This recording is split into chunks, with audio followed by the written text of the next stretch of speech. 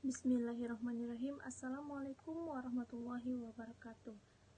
Nama saya Nurfatin Syafika dengan NIM 0101213123. Baik, di sini saya akan menjelaskan hadis tematik yang berjudul pengantar metode hadis maudhu'i. Baik, di sini pengertian dari maudhu'i itu ialah mengumpulkan hadis-hadis yang terpecah-pecah dalam kitab-kitab hadis yang terkait dengan topik tertentu, kemudian disusun dengan sebab-sebab munculnya atau dan pemahamannya dengan penjelasan dan pengkaji dalam masalah tertentu.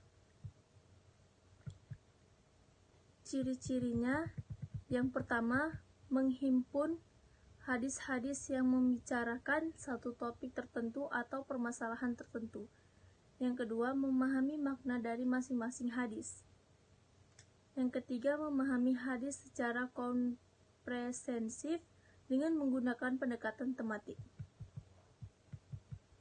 Unsur-unsur metode tematik. Yang pertama, menentukan topik atau judul yang akan dikaji. Yang kedua, mengumpulkan hadis-hadis yang terkait dengan topik yang telah ditentukan. Yang ketiga, melakukan persyaharan atau mengkaji sesuai dengan tema. Yang keempat, memilih salah satu atau seluruh aspek ontologis, epistemologi, dan aksiologis yang terkait dengan tema. Langkah-langkah mengkaji hadis dengan metode tematik. Yang pertama, menentukan tema atau masalah yang akan dibahas. Yang kedua, menghimpun atau mengumpulkan data hadis-hadis yang terkait dalam satu tema, baik secara lafaz maupun makna melalui kegiatan takhrij al-hadis. Yang ketiga, melakukan kategorisasi berdasarkan kandungan hadis dengan memperhatikan kemungkinan perbedaan peristiwa wurudnya hadis tanau dan perbedaan periwayatan hadis. 4. Melakukan kegiatan iktibar dengan melengkapi seluruh sanad. Yang kelima, melakukan penelitian sanad yang meliputi penelitian kualitas pribadi perawi.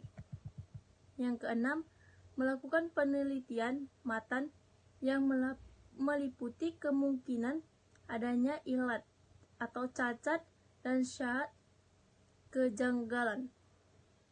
Yang ketujuh, mempelajari tim-tim yang mengandung arti serupa. Yang ke-8, membandingkan berbagai syahara hadis. Yang ke-9, melengkapi pembahasan dengan hadis atau ayat-ayat pendukung. Yang ke-10, menyusun hasil penelitian menurut kerangka besar konsep. Yang ke-11, menarik kesimpulan dengan argumentasi ilmiah. Jadi kelebihan metode maudhu'i ini, yang pertama sebagai dimaklumi. Yang kedua, dengan pelibatan semua hadis dalam kasus tertentu. Yang ketiga, membuat pemahaman menjadi utuh. Kekurangan metode maudhu'i yaitu menggala hadis. Maksudnya adalah metode ini mengambil satu kasus di dalam satu hadis atau lebih yang mengandung berbagai permasalahan. Membatasi pembahasan hadis dengan adanya penetapan judul di dalam pemahaman hadis, maka dengan sendirinya berarti membuat suatu permasalahan menjadi terbatas sesuai dengan topik. Yang kedua, metode tahlili. Pengertiannya, metode tahlili ini merupakan memahami hadis-hadis Rasul dengan memaparkan segala aspek yang terkandung dalam hadis tersebut, serta menjelaskan makna-makna yang tercakup di dalamnya sesuai dengan kecenderungan dan keahlian pensyarah yang memahami hadis-hadis tersebut. Ciri-cirinya, yang pertama, dalam pensyaraan hadis dijelaskan kata demi kata. Yang kedua, memaparkan dan menguraikan pemahaman-pemahaman yang pernah disampaikan oleh para sahabat. Yang ketiga, menjelaskan musabah atau hubungan antara satu hadis dengan hadis lain.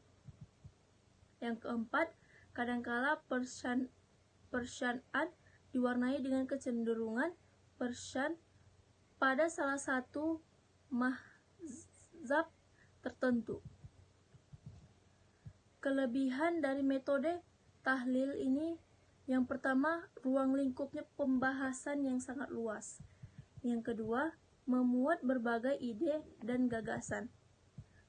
Kekurangan metode tahlili, yang pertama, menjadikan petunjuk hadis bersifat parsial atau terpecah-pecah. Yang kedua, melahirkan syarh yang subjektif.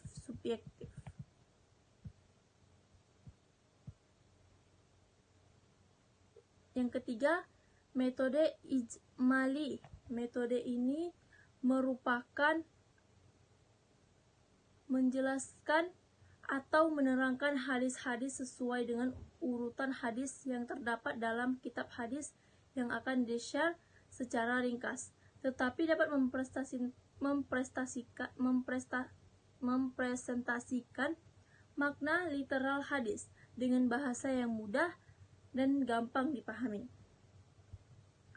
Ciri-cirinya itu, yang pertama, pensyarh langsung melakukan penjelasan hadis dari awal sampai akhir secara global tanpa perbandingan. Dan yang kedua, penjelasan yang diberikan bersifat umum dan sangat ringkas. Yang ketiga, pada hadis tertentu diberikan penjelasan yang luas. Kelebihan metode ijmali ini, yang pertama itu praktis dan padat, dan yang kedua bahasa mudah dipahami, dan yang ketiga bebas dari Israiliyat.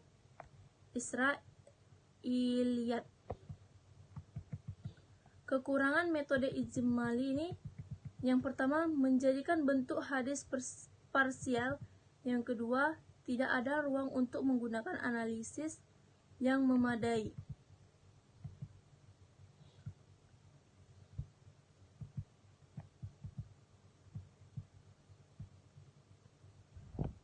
Metode mukarram,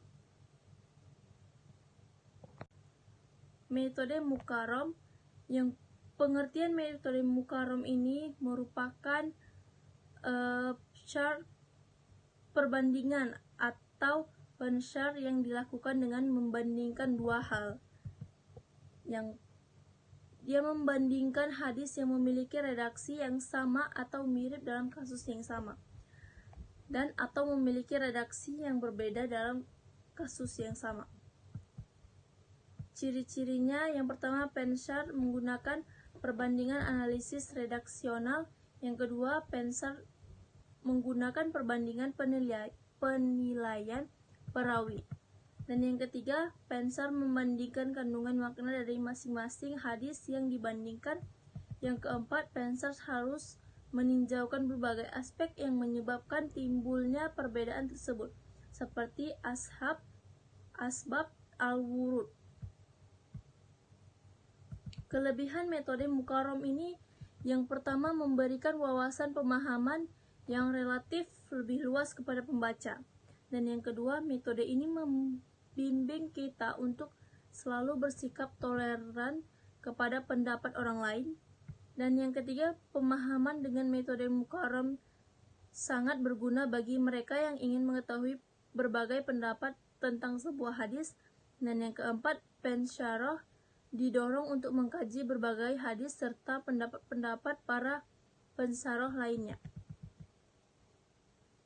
Kekurangannya diantaranya itu, yang pertama, metode ini tidak relevan bagi pembaca tingkat pemula, dan yang kedua, metode mukarram ini tidak dapat diandalkan untuk menjawab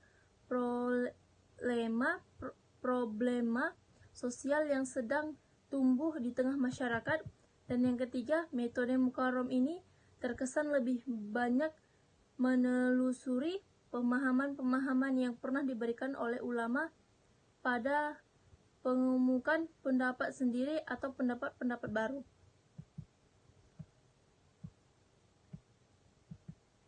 Sekian dari saya. Assalamualaikum warahmatullahi wabarakatuh.